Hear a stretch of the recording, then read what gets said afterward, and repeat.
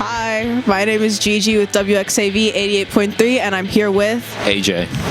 And today we will be taking you around C2E2. But first, we should go over our costumes. Gigi is... I'm not dressed up like anything, and he keeps trying to tell people I am, and I'm not. Emma, oh, behind the camera is Emma. There's Emma, our lovely cameraman. And yeah, I'm not dressed up as anything. And then we have our friend Zaven. Would you like to come say hi? I am Buggy the Clown, and this is my fit specifically from the live action, not the anime. They have two different fits. Okay, we're gonna go get our passes and then we'll take you inside.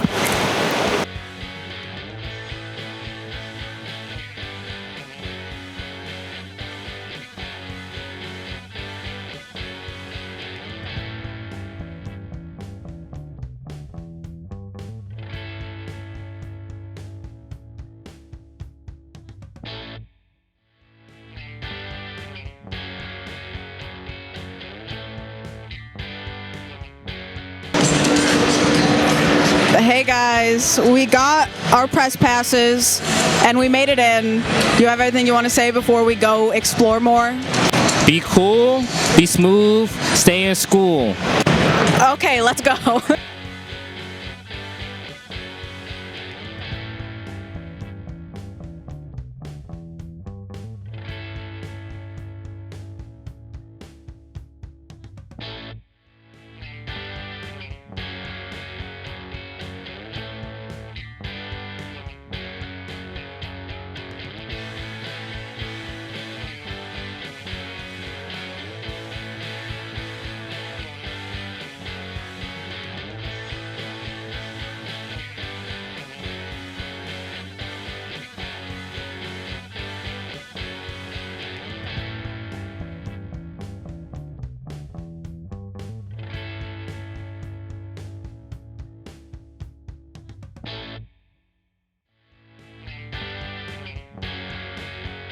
This is one of the most impressive costumes that we've seen so far. What's your name? Jennifer Kronk-Terry. And who are you dressed as? Main character from the movie Midsummer. It's really amazing. Here, is there anything you'd like to ask, AJ? What? Well, obviously what gave you inspiration is the movie, but how did you make this? Really, it was just me and a hot glue gun. There's no sewing on this. It was just like anybody could literally do this. It was just hot glue, all of it. I sewed the purse. How long did it take you to make it? I think about 40 hours. Oh, wow. Because it was just like a lot of I'd wake up in the morning and glue for an hour, and then my work starts a little later in the day, so that worked out fine. Is this your first time at C2E2? I've been coming here for I think 14 years. I think as long as it's been going on, my husband and I have been coming here. What was your past cosplays? Well, we've done some group cosplays for Battle of the Planets. We did Masters of the Universe. I did Steven Universe one year. Star Trek once in a while. I'm trying to think about them. The hardest one was probably Battle of the Planets because we didn't know anything. We didn't know what we were doing. So we just kind of pulled it together.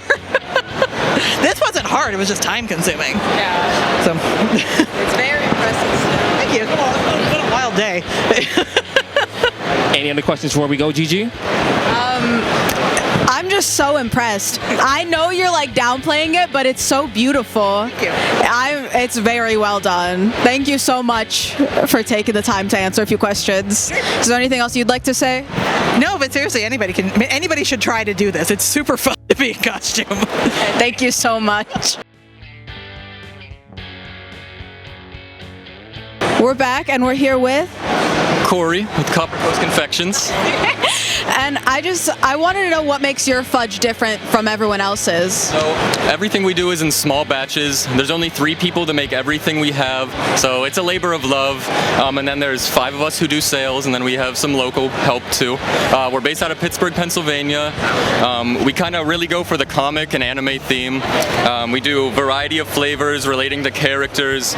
We do some hand-painted truffles, all different colors, cut characters. Yeah, it's all imported Belgian chocolate, and yeah, it's a small family business. So. Do you have a favorite one? Ooh, that's a tough one. I like pecan turtle over here, and I like the foxtail orange creamsicle. Thank you so much. Thank you.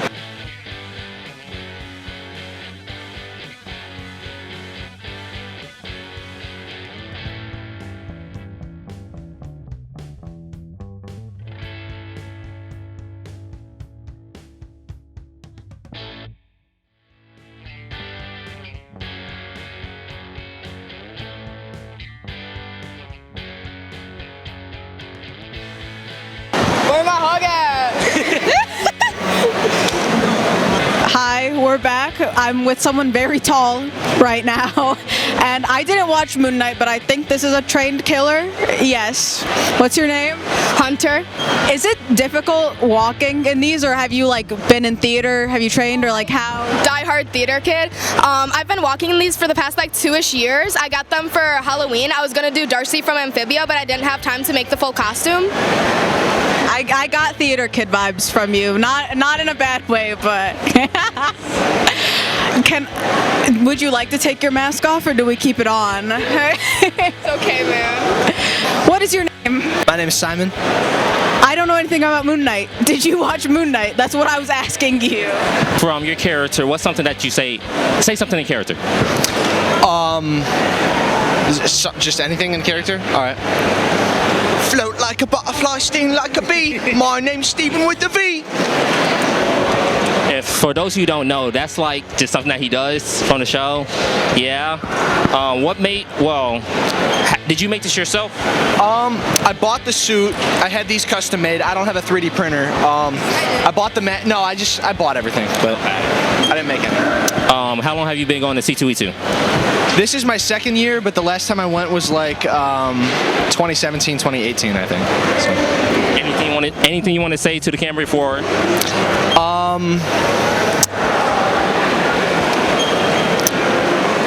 I release music Silicon Monday on all streaming services, so. I love how AJ's asking like all these professional questions, and I'm saying that she looks like a theater kid. I'm so sorry. Wait, what's your streaming platform? I'm on Apple Music, Spotify, YouTube Music, anything pretty much. Silicon Monday. Perfect, because we work for a radio station, so check him out. Wait, before we go, do you have anything to say? I'm on TikTok, user RU13RZ R3CHF4N. How did you come up with that name? It's Ruler's Reach fan, like Hunter's username from the Owl House, but that was taken, so I had to keep swapping out letters for numbers till eventually one worked. Thank you for your time. Thank you guys. Thank you.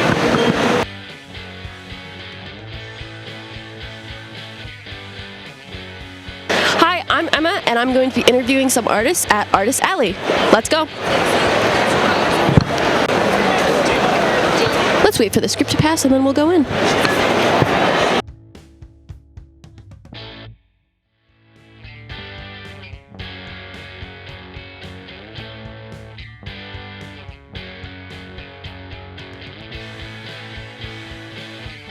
All right, so today we are here with Fortuitous Art. I'm Lena. And I'm Chance. All right, and today we are looking at all of their artwork. So what is your inspiration for all of the art that you do? I'll let you answer. Yeah, so my inspiration has a lot to do with Dungeons and Dragons. This whole kind of thing started off with a campaign where I was creating a setting, making deities and stuff like that, and they've kind of just transpired and snowballed all the way down to like a webcomic, which we're starting. So yeah, that's kind of the inspiration. That's amazing. Do you have your own comic book, or is it just you drawing?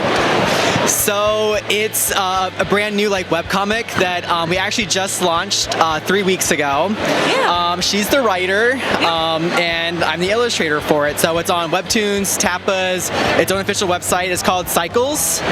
Yeah. How is it working with your significant other? I think it's great. We've been creative partners for as long as we've been together. So we've been 15 years now of doing stuff creatively together. I don't know what we'd be like if we weren't working together. Yeah, it's really fun, and we both kind of like know how each other works. So it's just easy to just bounce off ideas and collab and stuff. Yeah. So, yeah. That's amazing. Do you have anything to say? Any shout outs, anything? Check out Cycles on. Ooh, it's not your fault. Check out Cycles on Webtoons or wherever, or Tapas or wherever you like to read your webcomics. And shout out to my wife. She's the real MVP. She's out here selling all this art and stuff like that for me as I'm hiding behind the booth. So He was drawing when you guys walked up. Thank you so much. Thanks, guys. Yes.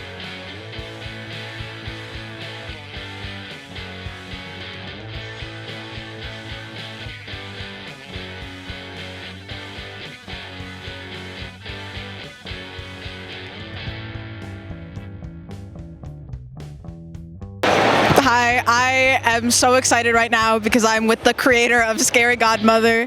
Would you like to introduce yourself? Hi, I'm Jill Thompson. I'm the creator of Scary Godmother. I also have written and drawn multiple comics. I've collaborated with Neil Gaiman on Sandman. I had Wonder Woman, The True Amazon is something I won an Eisner Award for. I'm the artist of Beasts of Burden and Finals and The Invisibles, and Magic Trixie is one of my things. So a bunch of things.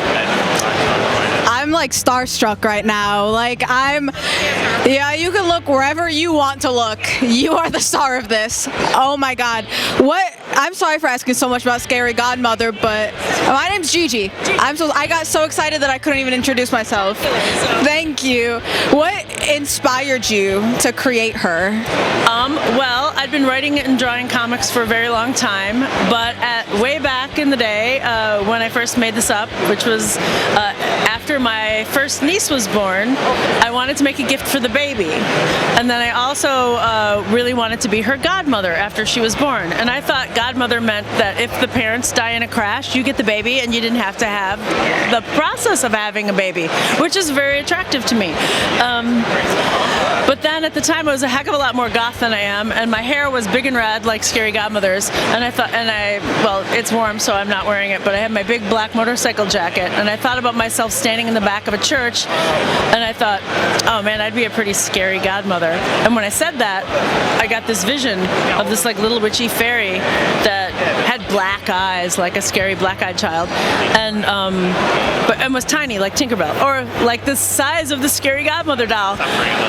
And I thought about that and I sketched her out really quickly, and then the next day I redrew it and she looks like she does now. And then I started thinking about like, well, what does she do? Where does she live? It's like, well, she's your scary godmother. She protects you and shows you that things that are scary aren't really scary, but she lives in a haunted house and with the skeleton in the closet and the monster under the bed. And my mom used to call the monster under the bed Bugaboo when I was little. She was like, tuck me in, and she would say, don't let the bugaboos get you. And so I just remembered that from my childhood, and I kind of incorporated it all into the Scary Godmother story that you know and love. Thank you so much. I am so obsessed with you. Like, I am awestruck. I will. Oh my God. And then you can see a bunch of, if you follow me on Instagram, at the Jill Thompson, you can see a bunch of little stop motion animations that I make with the doll and the bugaboo. Also, my art, you'll see a lot of my cat, Oberon and Maximo, food that I make, because I'm one of those people. But I always update you on the stuff that I'm doing next, and do a lot of Scary Godmother stuff when I can. Thank you so much. Is there anything else you'd like to say? Well, Scary Godmother came from a series of books and comics that was first published by Sirius Entertainment and then was published by Dark Horse Comics. They've sadly let them go out of print, but the same way that you, people who love Scary Godmother, can influence television by saying we want this show. Like if you start hitting streaming services in masse that you want more Scary Godmother, the director of Scary Godmother and me, we came up with a whole new series that we would love to do with her, but we just don't have any streaming service or funding for it.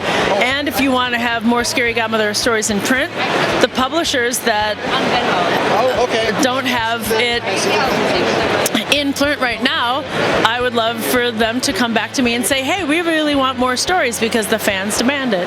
So you could do that too, and that would really help me out. Thank you so much. Please bring back Scary Godmother.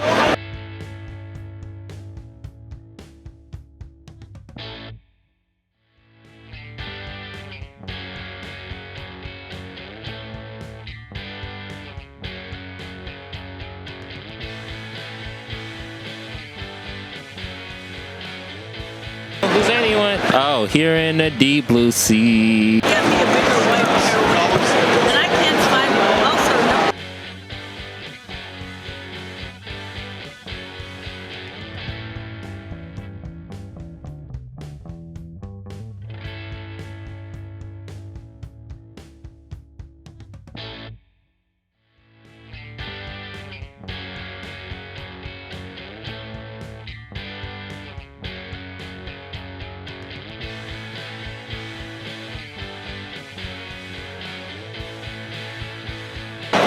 All right, so today we are here with The Cow, hi.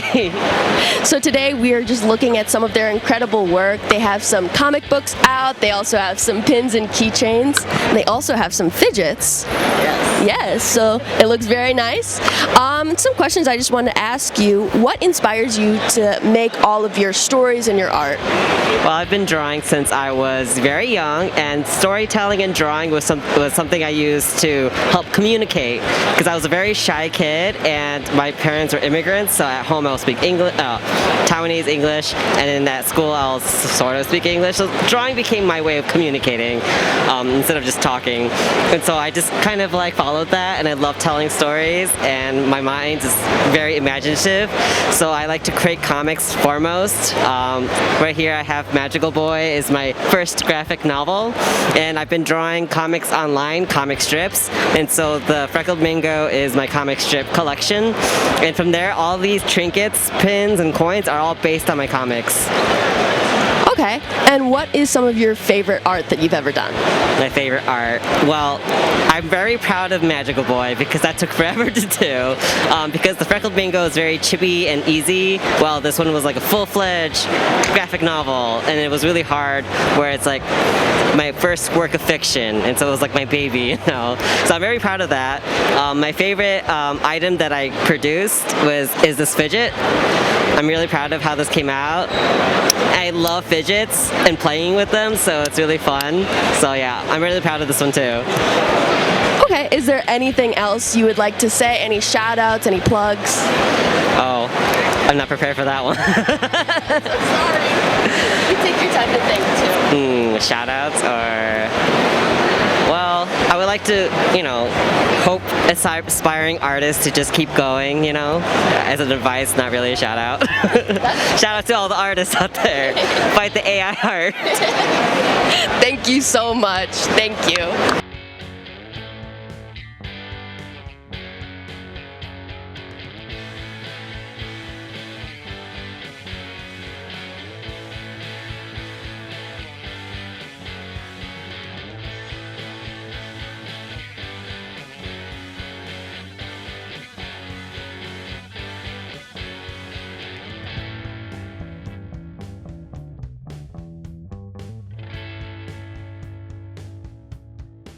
Well, it's been a successful C2E2 today. What do you think?